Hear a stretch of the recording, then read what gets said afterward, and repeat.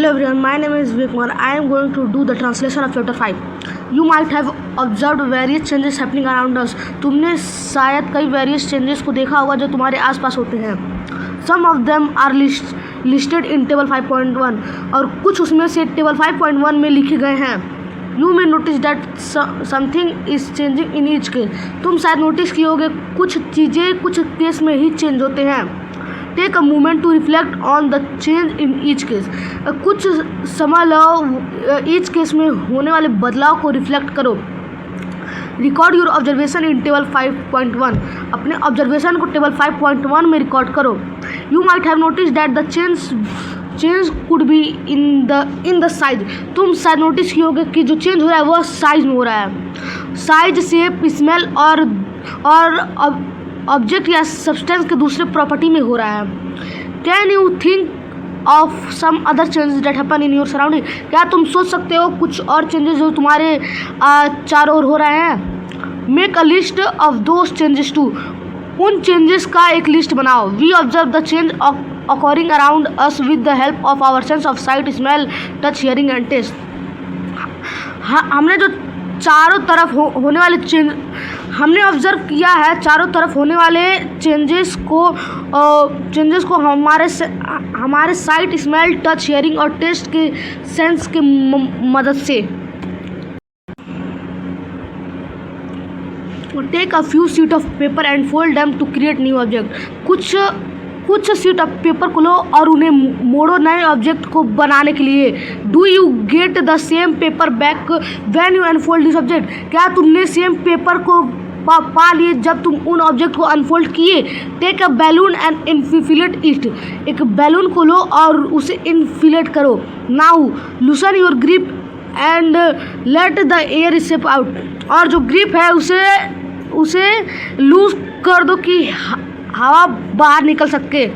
Do you get the uninflated balloon back. क्या तुम फिर से अनफिलेटेड बैलून को पा गए. Take another balloon inflate it and grip the opening tightly. दूसरे बैलून को लो, इन्फिलेट और उसके ग्रिप को टाइटली ओपन कर दो. Now pick it with a pin. अब उसे एक पिन के साथ पिक करो. What happen. Will you able to get the uninflated balloon back. क्या हुआ. क्या तुम फिर से अनफिलेटेड बैलून को फिर से पा गए. Crush a small piece of chalk into powder. Chalk के छोटे पीस को पाउडर में क्रश करो. Can you get the chalk piece back from the powder. क्या तुम पाउडर में से चॉक पीस को फिर से पा सकते हो.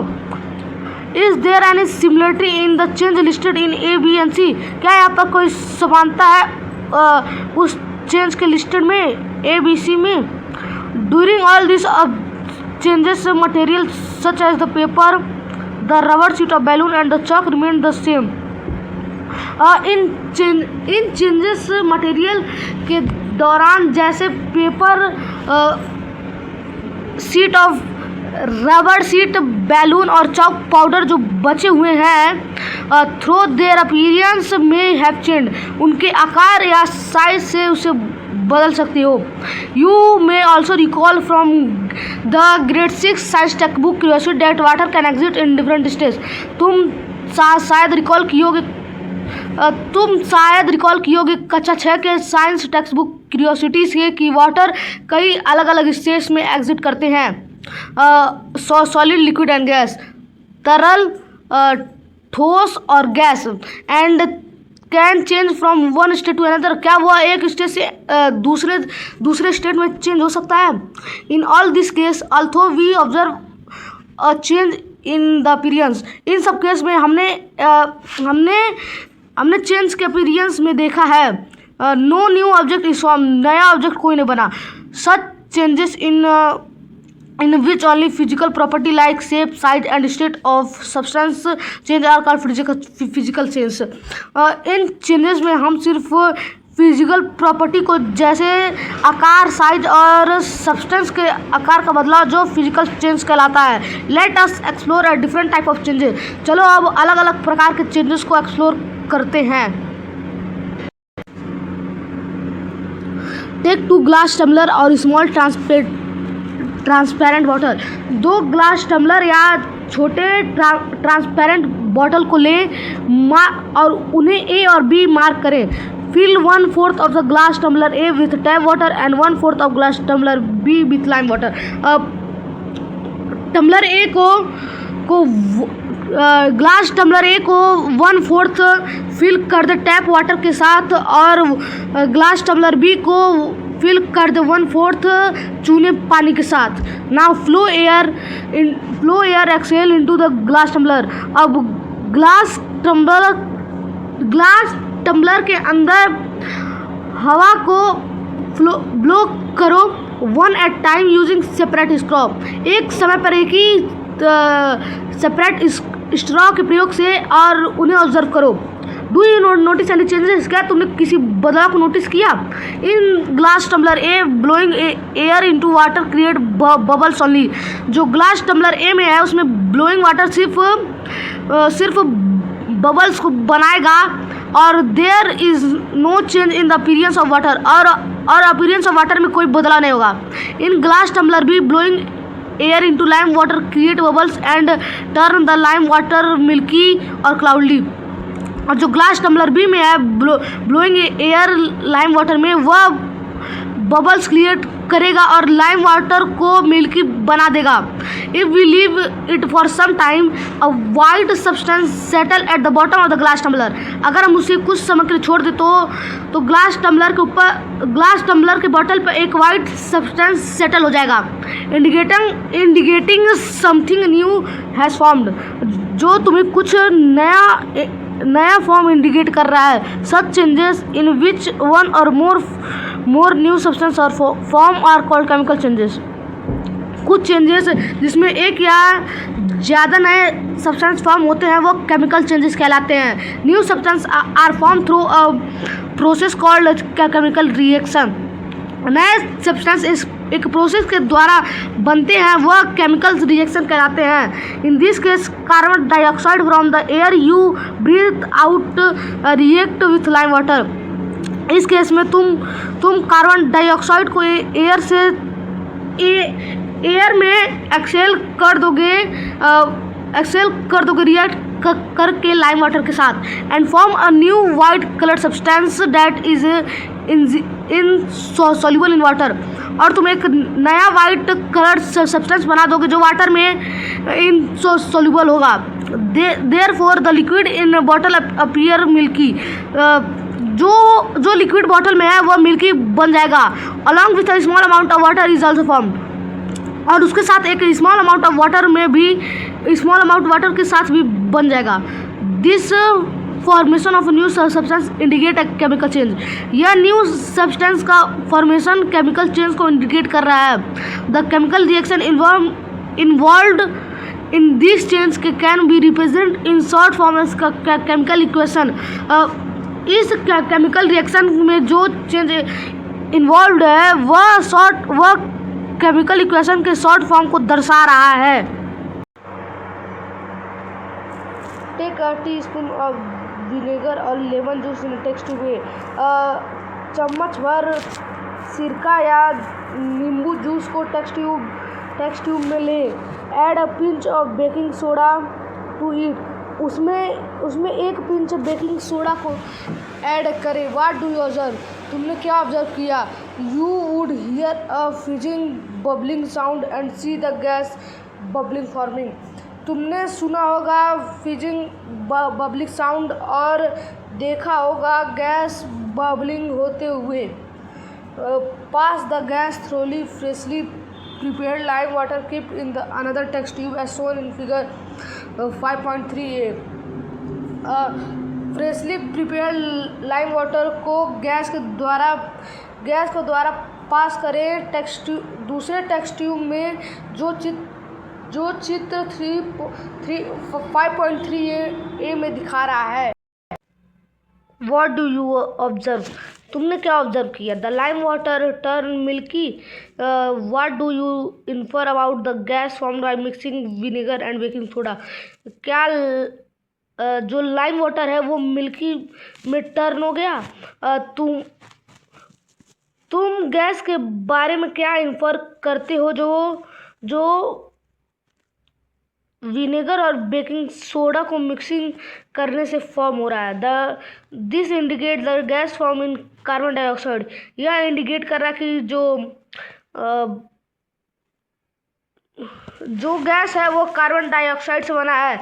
This activity can also be perform using 2 small used bottles instead of test tube and flexible straw. इस एक्टिविटी को हम 2 छोटे बॉटल और छोटे बॉटल और फ्लेक्सिबल स्ट्रॉ के मदद से भी कर सकते हैं, जो चित्र 5.3b में दिखाया गया है।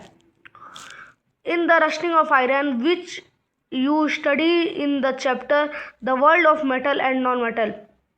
रस्टिंग ऑफ आयरन में तुमने चैप्टर में पढ़ा होगा मेटल और नॉन मेटल की दुनिया। As a new brown colored substance called rust is formed। एक नया ब्राउन कलर सब्सटेंस रस्ट कहलाता है। Thus, rusting is also a chemical change because it involves the formation of a new substance, iron oxide। Rusting भी एक chemical change है क्योंकि वह नए सब्सटेंस के फॉर्मेशन को इन्वॉल्व करता है। Let us recall the burning of magnesium ribbon learn in the chapter. चलो अब बर्निंग ऑफ मैग्नीशियम रिबन को लर्न करते हैं इस पाठ में। The world of metal and non metal.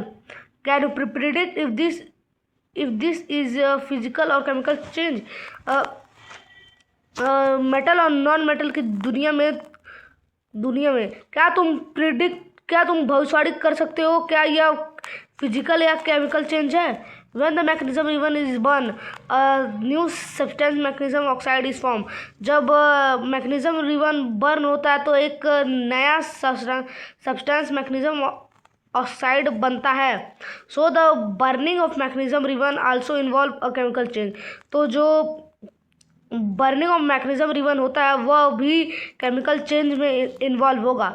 We observe that the heat and light are also produce along with the formation of a new substance in this reaction. हम यहाँ पर देख रहे हैं हीट और लाइट भी प्रोड्यूस करता है नए सब्सटेंस के फॉर्मेशन के साथ इस रिएक्शन में। Chemical reaction in which substance react with oxygen and produce heat और light is called combination. Chemical reaction में जब सब्सटेंस ऑक्सीजन के साथ रिएक्ट करता है और हीट या लाइट को प्रोड्यूस करता है वह कॉम्बस्टन कहलाता है। Substance that undergo combustion reaction are called combustible substance. वह सब्सटेंस जो अंडरगो कंबस्टन रिएक्शन है वह कम्बस्टाइल सब्सटेंस कहलाता है। उदाहरण के लिए wood, paper, cotton, kerosene etcetera are ये सब कम्बस्टाइल सब्सटेंस है। Place two identical candle on 2 separate batteries and light them। 2 identical candle को 2 सेपरेट बैटरीज पे रखें और उन पर लाइट करें। Cover one of these with a glass tumbler as shown in figure 5.6। और एक को ग्लास टम्बलर के साथ ढक दे जो चित्र 5.6 में दिखाया गया है। What happen to the candle flame in the cases. तो कैंडल फ्लेम के साथ क्या होगा इस केसेस में। We observe that candle that was not cover continue to burn, whereas the candle that covered with a glass tumbler stop burning after some time। why does this happen। हमने देखा जो candle को नहीं ढका गया वह जलता रहेगा, जबकि जिस कैंडल को ढका गया ग्लास टम्बलर के साथ वह कुछ देर के बाद जलना बंद हो जाएगा। यह क्यों हो रहा है। since the candle covered by glass tumbler does not have a continuous supply of air। जो कैंडल ग्लास टम्बलर के साथ ढका हुआ है उसे कंटिन्यू एयर का सप्लाई नहीं मिल रहा है। The flame get extinguished soon, जो फ्लेम है वह बुझ जाएगा। The component of the air that suppose combustion is oxygen, जो एयर के कंबंशन को जो कंपोनेंट एयर के कंबंशन को सपोर्ट करता है वह ऑक्सीजन होता है। This tumbler inverted on the candle, यह टम्बलर कैंडल में इन्वर्टेड हो जाएगा। How can you test the presence of carbon dioxide gas, कैसे तुम कार्बन डाइऑक्साइड गैस को इस टेक्स्ट में प्रेजेंस करोगे। You can text the carbon dioxide gas by adding a small amount of lime water in the batteries, तुम carbon dioxide को test कर सकते हो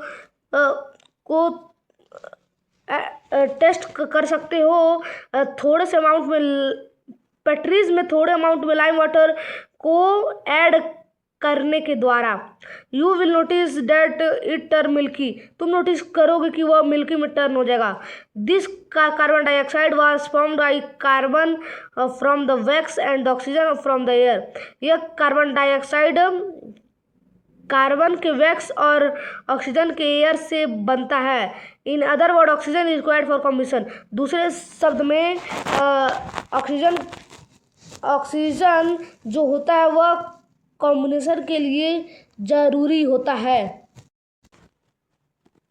hold a piece of paper with a pair of tongs and bring a lighted matchstick to it, एक piece of paper को hold करो pair of tong के साथ और उसे लाइटेड मैचस्टिक के पास लाओ। It quickly catch the fire, वह आसानी से आग को कैच कर लेगा।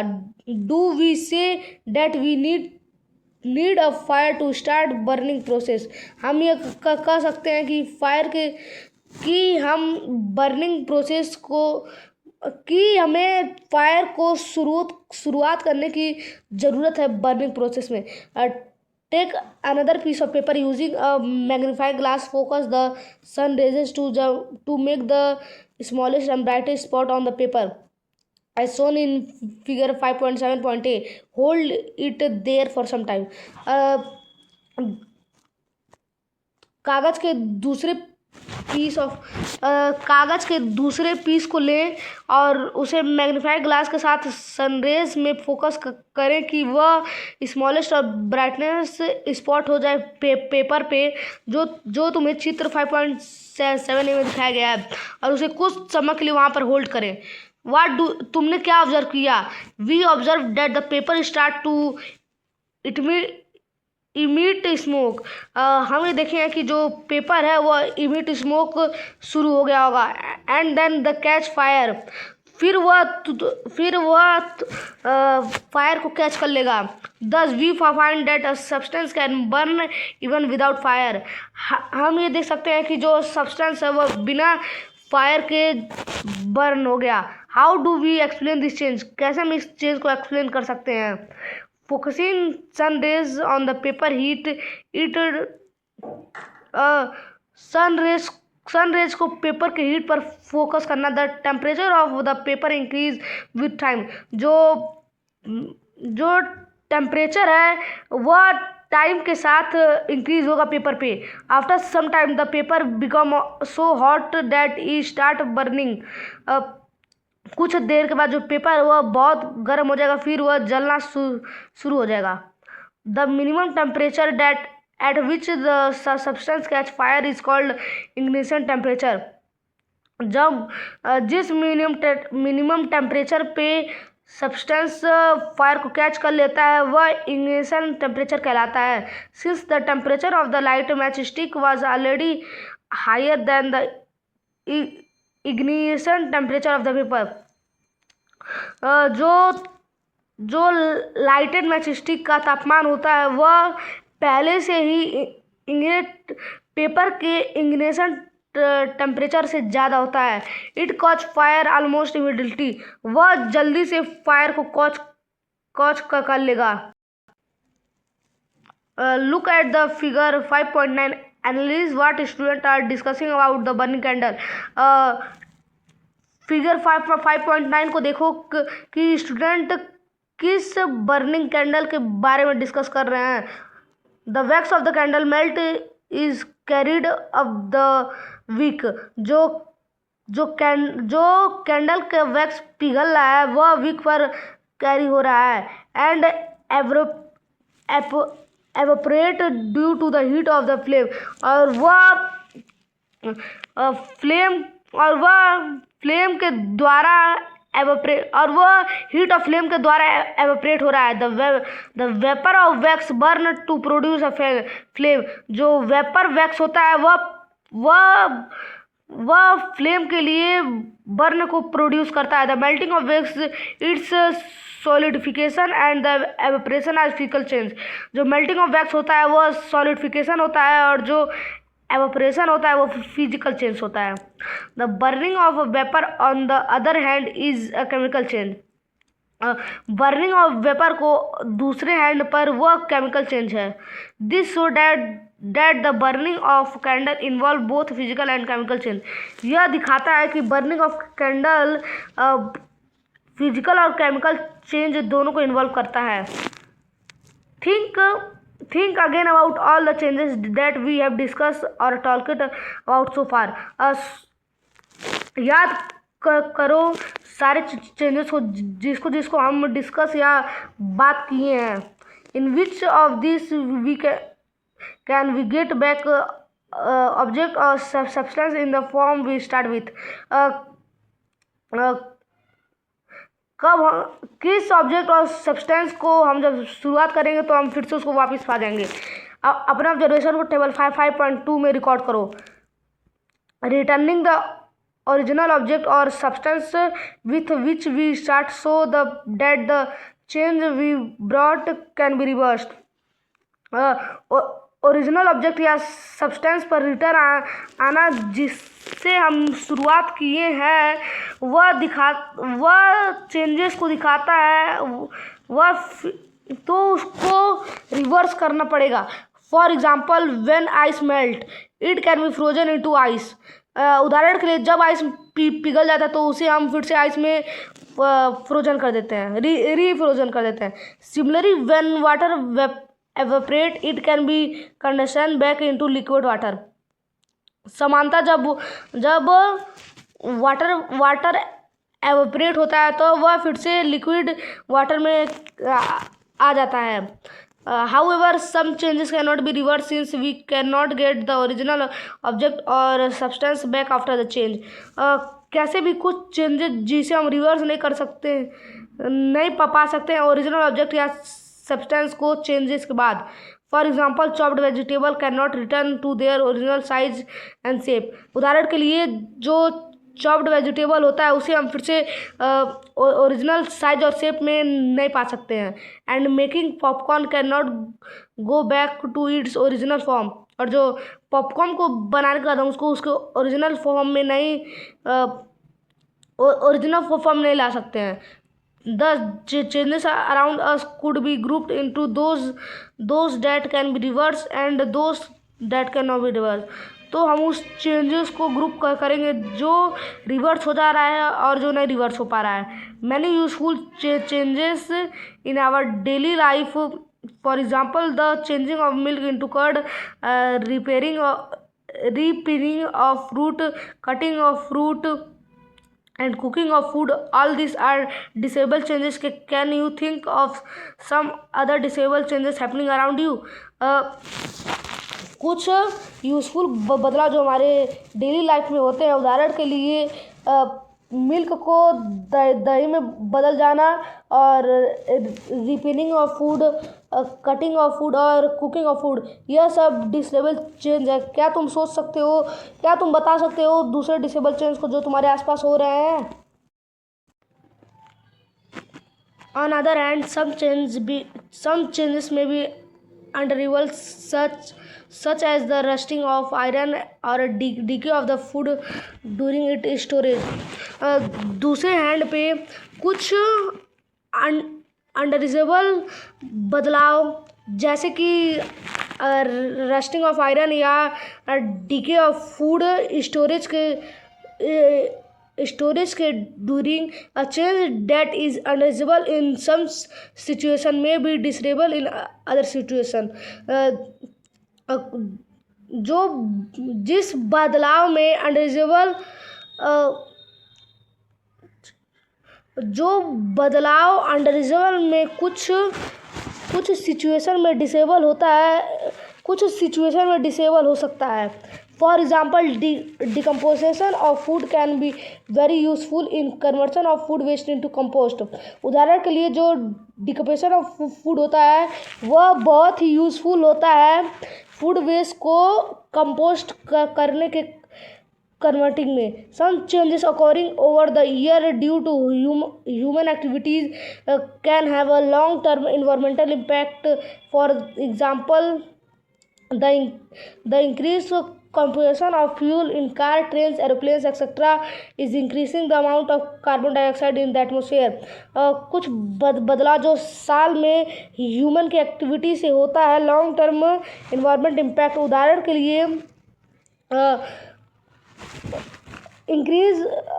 उदाहरण के लिए जो कार, ट्रेन, एरोप्लेन आदि के जो फ्यूल इंक्रीज हो रहे हैं कंज्यूमर में, वह कार्बन डाइऑक्साइड को इंक्रीज कर रहे हैं एटमॉस्फेयर में। Drying of plant, door, furniture etcetera release many substance through environment causing atmospheric pollution. Paints, दीवार पर पेंट्स का सूखना, डोर, फर्नीचर आदि यह सब इवोपरेशन के समय सब्सटेंस से रिलीज होते हैं जो एटमॉस्फेयर के पॉल्यूशन को कॉज करते हैं। Have you seen heap of sand, soil and stone lying at the base of the mountain as shown in figure 5.10a। क्या तुमने सैंड के हेप, सॉइल और स्टोन जो माउंटेन के बेस पर होते हैं वह देखा है जो चित्र 5.10a में दिखाया गया है। दिस आर कॉल्ड सेडिमेंट्स, ये सब सेडिमेंट्स कहलाते हैं। How have this formed? These are form by physical change that break up large rock into smaller piece. यह सब कैसे बनते हैं? यह सब फिजिकल चेंजेस के द्वारा बनते हैं जो बड़े बड़े पत्थरों से टूट छोटे पत्थर में कन्वर्ट हो जाते हैं। Temperature changes that to climatic condition, growing root of tree and even freezing of water within cracks in the rocks can cause them to break।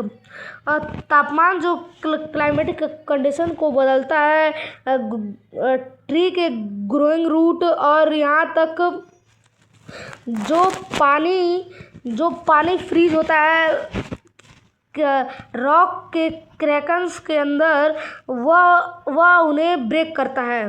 Water और chemical present in water can also react with rock and cause chemical change in their composition.